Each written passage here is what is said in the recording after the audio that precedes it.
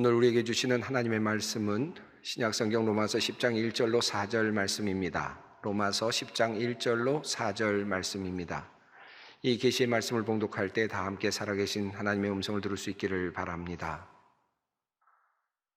형제들아, 내 마음에 원하는 바와 하나님께 구하는 바는 이스라엘을 위함이니 곧 그들로 구원을 받게 함이라. 내가 증언하노니 그들이 하나님께 열심히 있으나 올바른 지식을 따른 것이 아니니라. 하나님의 의를 모르고 자기 의를 세우려고 힘써 하나님의 의에 복종하지 아니하였느니라. 그리스도는 모든 믿는 자에게 의를 이루기 위하여 율법의 마침이 되시니라. 아멘. 오늘 본문 말씀은 로마서의 말씀입니다. 로마서는 바울이 쓴 서신 중에서 가장 긴 서신이고 또 가장 교리적으로 중요한 내용을 다루고 있는 그런 서신입니다. 보석 중에 보석이라고 알려져 있는 그런 서신입니다. 오늘 본문 말씀을 이해하기 위해서는 로마서의 배경을 조금 살펴보는 것이 좋을 것 같습니다. 로마서는 바울이 3차 전도 여행을 하는 동안에 쓴 그런 책으로, 그런 서신으로 알려져 있습니다. 많은 학자들이 대략 56년에서 57년 정도로 그렇게 계산을 하고 있습니다. 왜냐하면 로마서 15장 25절에서 바울이 예루살렘으로 방문하려고 한다라고 하는 예루살렘 방문 의도를 적고 있기 때문입니다. 다시 말하면 이 로마서는 바울이 예루살렘을 방문하기 전에 쓴 책이다, 글이다라는 것을 확인시켜주는 그런 내용이죠. 바울이 예루살렘을 방문한 해가 대략 57년 경으로 그렇게 이해하니까 대략 그렇게 계산이 나오겠습니다.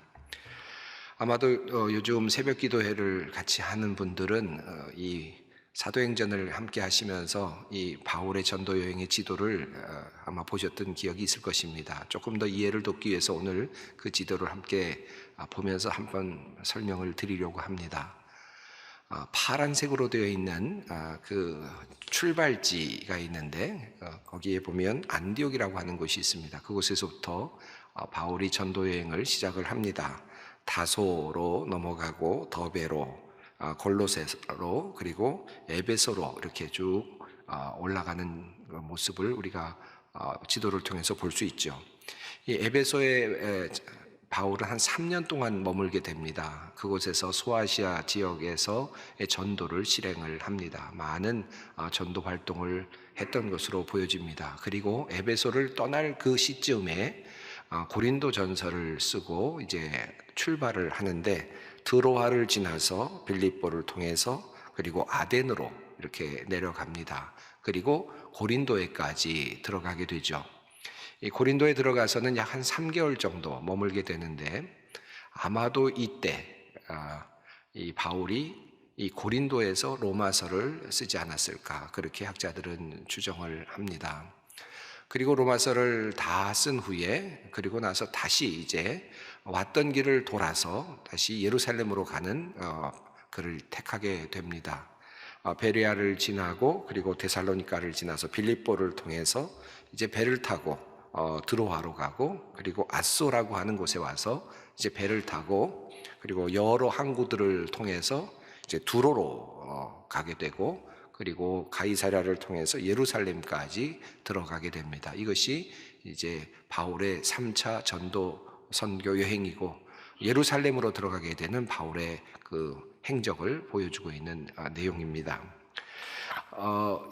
고린도서를 쓸 때만 하더라도 예루살렘에 방문할 것인가라고 하는 계획에 대해서 바울은 정확하게 답을 달지 않았습니다. 고린도전서 16장을 보면 바울은 처음에 자기 자신이 합당하다면 예루살렘에 갈 생각이 있다라고 그렇게 표현을 하고 있는데, 그리고 나서 얼마 지나지 않아서 고린도에서 로마서를 쓸 때쯤에는 바울은 분명하게 자기 자신이 예루살렘으로 간다라고 그렇게 적고 있습니다. 이러한 변화는 첫 번째로는 예루살렘으로 가져갈 그 헌금을 모금한 마게도니아의 교회와 고린도 교회 교인들이 바울을 직접 예루살렘으로 가기를 원했다는 것을 의미할 수도 있겠고, 두 번째로 바울 자신이 스스로 심경의 변화가 생겨서 자신이 예루살렘으로 가야 되겠다라고 결심을 했음을 의미하기도 합니다. 그렇다면 바울은 왜 예루살렘으로 가기로 결정했을까라는 질문으로부터 한번 생각을 정리해 보고자 합니다. 왜 바울은 예루살렘으로 가기를 원했을까요? 사실 바울은 예루살렘으로 가는 것이 결코 쉬운 일이 아님을 알고 있었습니다. 바울이 마지막에 예루살렘으로 떠나기 전에 에베소에서 가까운 밀레도라고 하는 곳에서 에베소의 장로들을 만나게 되는데, 그곳에서 이러한 이야기를 합니다. 보라, 이제 나는 성령에 매여 예루살렘으로 가는데 거기서 무슨 일을 당할지 알지 못하노라. 그리고 이어서 바울은 이렇게 이야기합니다. 오직 성령이 각성에서 내게 증언하여 결박과 환난이 나를 기다린다 하시나 내가 달려갈 길과 주 예수께 받은 사명 곧 하나님의 은혜의 복음을 증언하는 일을 마치려 하면은 나의 생명조차 조금도 귀한 것으로 여기지 아니하노라. 보라, 내가 여러분 중에 왕래하며 하나님 나라를 전파하였으나 이제는 여러분이 다 내 얼굴을 다시 보지 못할 줄 아노라. 바울은 마치 유언을 하듯이 그렇게 자신이 예루살렘에서 큰 환난을 당할 것이다 라는 사실을 말하면서 에베소의 장로들에게 이것이 마지막으로 보는 것이다 라고까지 이야기를 합니다. 바울은 예루살렘의 방문이 큰 위험이 있다는 사실을 잘 알고 있었습니다. 그럼에도 불구하고 바울은 예루살렘으로 가기를 원했습니다. 예루살렘으로 가는 도중에 여러 예언자들을 통하여서 또 제자들을 통하여서 만류하는 그런 움직임이 사도행전에 나타나고 있습니다. 두로에 도착했을 때 약 7일 동안 그곳에 머물렀는데 제자들이 찾아와서 바울에게 예루살렘 여행을 만류합니다. 사도행전 21장 4절 말씀입니다. 제자들을 찾아 거기서 이래를 머물더니 그 제자들이 성령의 감동으로 바울더러 예루살렘에 들어가지 말라 하더라. 그럼에도 불구하고 바울은 또다시 예루살렘을 향해 여행을 떠납니다. 배를 타고 다시 가이사랴에 도착했을 때 아가보라고 하는 선지자가 바울의 그 띠를 가져다가 자기의 수족을 잡아매고는 이렇게 예언합니다. 예루살렘의 유대인들이 이것의 주인, 다시 말하면 바울이죠. 이것의 주인을 이렇게 결박하여서 이방인에게 넘겨줄 것이다. 이렇게 보여주면서 예언을 합니다. 그럼에도 불구하고 바울은 꿈쩍도 하지 않습니다.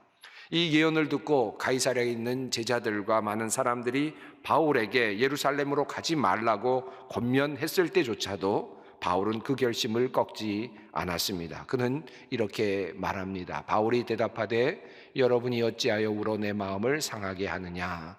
나는 주 예수의 이름을 위하여 결박당할 뿐 아니라 예루살렘에서 죽을 것도 각오하였노라 하니.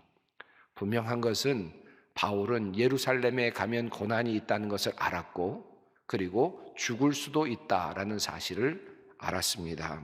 그럼에도 불구하고 그는 예루살렘으로 가고자 했습니다. 자, 그렇다면 바울은 왜 그토록 예루살렘으로 가고자 했을까 하는 질문입니다. 박해와 고난이 있다는 사실을 계속해서 성령께서 보여주시는데 그럼에도 불구하고 바울은 예루살렘으로 가고자 합니다. 그 이유가 무엇일까요? 그 이유를 로마서에 있는 본문 속에서 찾을 수 있을 것 같습니다. 특별히 오늘 본문의 앞장인 로마서 9장은 이런 말씀으로 되어 있습니다. 내가 그리스도 안에서 참말을 하고 거짓말을 아니하노라. 나에게 큰 근심이 있는 것과 마음에 그치지 않는 고통이 있는 것을 내 양심이 성령 안에서 나와 더불어 증언하노니 나의 형제 곧 고륙의 친척을 위하여 내 자신이 저주를 받아 그리스도에게서 끊어질지라도 원하는 바로라. 그렇습니다. 바울은 지금 로마서 9장에서 자기 자신이 자기의 민족 유대인을 향하여 애끓는 마음이 있다는 사실을 숨기지 않고 있습니다. 그 자기 자신의 민족 유대인을 향한 이스라엘 백성을 향한 근심이 있다고 그는 고백합니다. 형제와 친척들을 향한 근심이었습니다. 로마서를 쓰면서 그는 아마도 자기 자신 속에 들어있는 민족을 향한 안타까운 마음이 생겨난 것 같습니다. 그 민족을 향한 마음이 그를 예루살렘으로 가도록 계속해서 끌어가고 있었던 것입니다. 바울은 원래 이방인 전도를 위해 주님께서 부르신 그런 사도였습니다. 그러므로 바울은 예루살렘으로 가지 않아도 충분히 자기 자신의 사역을 감당할 수 있었습니다. 이미 여러 번 이방 지역 전도 여행을 잘 감당했을 뿐만 아니라 에베소에서도 3년 동안이나 전도 활동을 잘 했고, 마게도니아 지역에서도 또 많은 선교 활동을 했습니다. 많은 교회들을 세웠습니다. 그는 또 앞으로 로마에 갈 것과 그리고 스페인으로 갈 계획들도 가지고 있었습니다. 얼마든지 이방인 선교만으로 자기 자신의 삶을 채울 수도 있었습니다. 그럼에도 불구하고 바울은 예루살렘으로 유대인들을 만나기 위해서 가기를 원했습니다. 자, 그렇다면 바울은 예루살렘으로 가서 그들에게, 자기 백성들에게, 유대인들에게, 이스라엘 백성들에게 무엇을 주고자 했을까요? 어떤 것을 주고자 그는 그토록 예루살렘으로 가기를 원했을까 하는 또 다른 질문입니다. 사실 바울이 예루살렘으로 가게 된 것은, 죽음을 무릅쓰고 방문하게 된 이유는 정치적인 이유는 아니었습니다. 유대인들을 결집해서 로마에 대항하거나 이스라엘의 독립을 위해서 싸우려고 하는 의도를 가지고 바울이 지금 민족을 위해서 지금 그곳으로 가고자 함은 아니었습니다. 경제적으로 유대인들을 번성하게 해서 세계의 어떤 하나의 큰 이끄는 민족으로 만들기 위해서 가고자 함도 아니었습니다. 바울이 예루살렘을 방문한 이유는 물론 성도들의 헌금을 가지고 가난한 이웃들을 돕기 위함이었지만 그것만이 그의 주된 목적도 아니었습니다. 아마 만약에 가난한 성도들을 돕기 위한 목적만이었다면 어쩌면 바울은 다른 사람들을 통해서 헌금을 보내고 아마 가지 않을 수도 있었을 것입니다. 바울이 예루살렘을 방문한 이유는 그렇다고 해서 자기 자신에게 주어진 그 신유의 은사를 가지고 예루살렘에 들어가서 자기 민족 중에서 병든 사람들, 아픈 사람들을 고쳐주고자 하는 그런 의도를 가지고 그곳에 들어가고자 함도 아니었습니다. 자, 그렇다면 바울은 무슨 의도를 가지고, 무엇을 가지고 이스라엘 백성들을 만나고 싶었을까요? 그 내용을 오늘 본문이 우리들에게 말씀해 주고 있습니다. 형제들아, 내 마음에 원하는 바, 하나님께 구하는 바는 이스라엘을 위함이니 곧 그들로 구원을 받게 함이라. 바울이 이스라엘 백성들을 위해서 해주고 싶었던 한 가지가 있었습니다. 그것은 정치적인 혁명도 아니었고 경제 부흥도 아니었고 가난한 자들을 줄이는 것도 아니었고 그리고 어떤 병자들을 줄이는 것도 아니었습니다. 그곳에 있는 모든 사람들에게 구원을 선포하는 것이었습니다. 구원을 얻도록 하는 것이었습니다. 바울이 원하는 것은 단 한 가지, 그의 민족이 하나님의 구원을 얻게 되는 것입니다. 바울은 이어서 이렇게 이야기합니다. 내가 증언하노니 그들이 하나님께 열심히 있으나 올바른 지식을 따른 것이 아니니라. 그렇다면 구원은 어디에서 오는가? 구원은 어디서부터 출발하는가? 바울은 올바른 지식에서부터 구원이 시작된다라는 사실을 말하고 있습니다. 그런데 이스라엘 백성들은 올바른 지식으로 하나님을 섬기고 있지 않다는 것입니다. 그러므로 구원에 도달하지 못하고 있다라고 하는 바울의 판단이었습니다. 바울은 자기 동족인 유대인들이 진정한 깨달음을 가지고 지식을 가지고 진정한 자유에까지 도달하기를 원하고 있었습니다. 바울은 이스라엘 백성들이 진리 안에서 참된 행복을 누릴 수 있게 되기를 진심으로 바라고 있었습니다. 바울이 예루살렘을 자신의 목숨을 걸고서라도 방문하려고 했던 이유는 그가 깨달은 진리에 있었습니다. 하나님께서 그에게 부어주신 은혜에 있었습니다. 인간은 어떻게 해서 참된 자유를 누릴 수 있는가? 어떻게 함으로 우리가 사는 이 인간 세상이 참다운 행복으로 가득할 수 있는가라고 하는 이 지고한 질문에 대한 해답을 주님께로부터 받았기 때문이었습니다. 바울은 이 귀한 보석과 같은 진리, 이 지식을 자기 백성들이 누리며 살기를 원했습니다. 그 지혜로 민족이 구원을 얻기를 원하고 있었습니다. 그래서 목숨을 걸고 예루살렘으로 가기를 원하였고, 이 진리를, 이 깨달음을 그들의 백성들에게, 그의 백성들에게, 이스라엘 백성들에게 전하여 주기를 원했습니다. 자, 그렇다면 바울이 이스라엘 백성들에게 가서 그토록 알려주고 싶었던 참다운 지식은 무엇이었을까요? 로마서 10장 3절은 이렇게 말합니다. 하나님의 의를 모르고 자기 의를 세우려고 힘써 하나님의 의에 복종하지 아니하였느니라. 이스라엘 백성들이 잘못된 지식으로 지금 살아가고 있다라는 말을 하면서 사도 바울은 하나님의 의라는 말과 자기의 의라는 말을 비교하고 있습니다. 사도 바울은 로마서를 쓰면서 성령님의 감동으로 하나님의 의와 그리고 율법의 의, 자기의 의를 날카롭게 구분하였습니다. 율법의 의라고 하는 그런 표현은 무슨 뜻일까요? 유대인들이 그때까지 믿고 따르던 방식의 하나의 삶의 태도, 신앙의 태도라고 할 수 있겠습니다. 즉 율법을 준수함으로 하나님의 백성이 되고 모두가 다 구원을 얻을 수 있을 것이다라고 하는 그러한 믿음의 체계를 말합니다. 이스라엘 백성들은 오랫동안 그 믿음의 체계 아래서 훈련을 받고 살아왔습니다. 율법의 준수는 하나님의 백성의 당연한 의무였고, 율법의 준수를 통해서 이 땅에 진정한 행복이 올 수 있다라고 믿으며 살아가고 있었습니다. 율법을 잘 따르는 사람들은 복받은 사람들이 될 것이다라는 믿음을 가지고 살아왔다는 뜻입니다. 이스라엘 백성들은 이렇게 율법을 준수하고 성전에서 희생 제사를 드림으로써 자기 자신이 하나님의 사람이 되었다는 사실을 알고 있었고, 그럴 때에만 자기 자신은 가장 행복한 사람이 되고 구원받은 백성이 된다고 믿고 있었습니다. 이 확신은 오랫동안 이어져 내려온 유대교의 중요한 믿음의 체계이었습니다. 그런데 이와 같은 믿음의 체계 가운데 살고 있었던 사도 바울이 예수 그리스도를 만나고 한 가지 사실을 알게 되었습니다.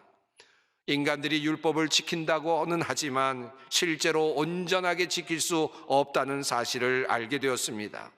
온 마음으로 율법을 지키는 사람도 없다는 사실도 알게 되었습니다. 그래서 로마서 3장에서 그는 시편을 인용하면서 의인은 없나니 하나도 없다라고 그렇게 선언합니다. 도리어 이 율법의 의는 우리 자신을 의롭게 만드는 것이 아니라, 행복하게 만드는 것이 아니라 도리어 불행으로 만들고 있다는 사실도 바울은 깨닫게 됩니다. 사람들이 이 율법으로 다른 사람들을 도리어 정죄하는 일에 사용하고 사람들을 죽이는 일에 사용하고 있음을 깨닫게 된 것입니다. 자기 자신도 지키지 못하는 그 율법을 다른 사람들에게 들이대면서 그렇게 지키지 못하는 사람들을 정죄하고 있는 유대인들의 모습을 보게 된 것입니다. 또 다른 모습은 자기 자신이 그렇게 지킬 수 없음을 알기 때문에 율법을 지키는 척 그렇게 허세를 부리는 사람들이 많이 있음을 알게 된 것입니다. 외식자의 모습을 보게 된 것입니다.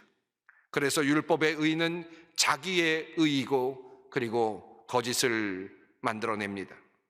이미 예수님께서 이 세상에 오셔서 바리새인들과 서기관들을 책망하신 바로 그것이었습니다.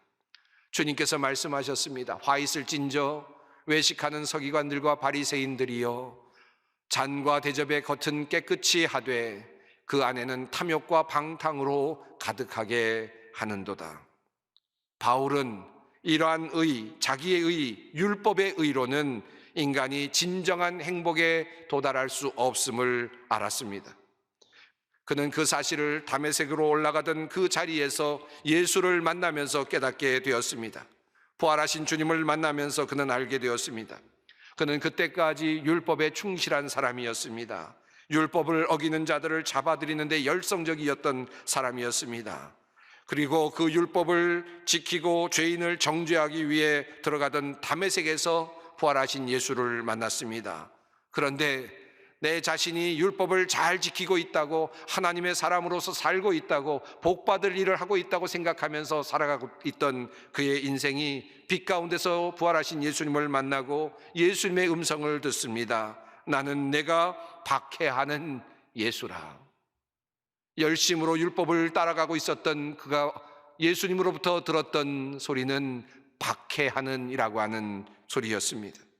참된 진리와 정반대 방향으로 치닫고 있었던 바울이 그 자리에서 멈추어 섰습니다. 그리고 회심을 하였습니다. 율법의 의가 우리를 구원할 수 없는 이유가 무엇입니까? 우리는 율법을 완전하게 지킬 수 없는 존재이기 때문입니다. 이 세상의 어느 누구도 하나님 앞에서 율법을 완전하게 지킬 수 없습니다. 사람 앞에서조차 완전하게 율법을 지켜낼 수 없습니다. 그러므로 율법의 의는 이렇게 정의할 수 있습니다. 율법의 의란 내가 완전하게 되어서 하나님 앞에 서겠다고 하는 교만한 태도이고, 율법의 의란 그러므로 완전하게 살지 못하는 사람들, 그들을 적어도 경멸하거나 정죄하며 살겠다고 하는 신앙의 태도라고 할 수 있습니다. 이러한 태도는 개인적으로는 자기 자신을 올가매어서 정신을 피폐하게 만들기도 하고 자신을 외식주의자로 그렇게 만들기도 합니다. 또한 사회적으로는 이러한 태도는 다른 이들을 정죄하고 사람들을 죽이는 모습으로 나타납니다. 오늘 우리는 3.1절 102주년을 맞으며 예배를 드리고 있습니다. 우리 믿음의 선배들이 그토록 원했던 것이 무엇일까요? 102년 전에 이 나라에서 태극기를 들고 나갔던 수많은 신앙의 선배들이 원했던 것이 무엇입니까? 참된 자유, 민족의 번영, 그것이 아니었겠습니까? 대한민국이라고 하는 그 이름만으로 그 자유는 주어지지 않습니다. 자유민주주의 체제라고 하는 것을 유지하는 것만으로 이 민족의 번영은 이루어지지 않습니다. 온 백성이 서로 용서하고 받아들이며 사랑으로 하나가 되는 참된 진리에 이를 때에만 이 나라는 진정 살만한 나라가 될 것이고, 참된 자유가 있고 참된 번영이 있는 나라가 될 것입니다. 오늘 하나님은 자신의 고난과 죽음을 예상하면서도 동족에게 바른 지식을 전하여 민족의 살 길을 제시하고자 했던 바울처럼, 그리고 102년 전에 분연히 일어나 만세를 부르며 민족의 살 길을 찾아 나섰던 신앙의 선배들처럼 오늘의 현장에서 민족의 살 길을 어떻게 찾아 나갈 것인지를 우리들에게 주님은 묻고 계십니다. 이미 우리는 그 답을 주님을 통해서 듣고 알고 있습니다. 하나님의 의, 용서와 사랑과 희생의 길을 통해서만 우리는 진정 우리 민족을 번영의 길로 이끌어갈 수 있음을 우리 그리스도인들은 알고 있습니다. 바울이 그토록 자기 민족에게 가르쳐주고 싶어 했던 바로 그 율법의 의를 넘어서는 하나님의 의입니다. 바로 그것을 우리 주님은 오늘 우리에게 요청하십니다.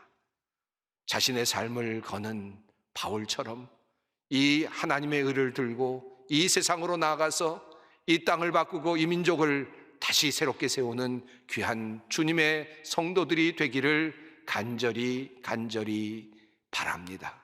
기도하겠습니다. 사랑의 하나님, 바울이 죽음을 각오하고서라도 전하고 싶었던 그 지혜를 오늘 우리로 알게 하시니 감사합니다. 참다운 자유를 누리는 우리 민족이 되었으면 좋겠습니다. 율법의 의가 아니라 정죄의 코드가 아니라 하나님의 사랑과 용서의 태도로 대한민국을 행복한 나라로 만들고 행복한 민족으로 만드는 일에 우리가 사용되게 하여 주시옵소서. 귀한 복음을 갖게 하신 하나님, 이 복음을 널리 세상에 전하는 주님의 자녀들이 되게 하여 주시옵소서. 예수님의 이름으로 기도드리옵나이다. 아멘.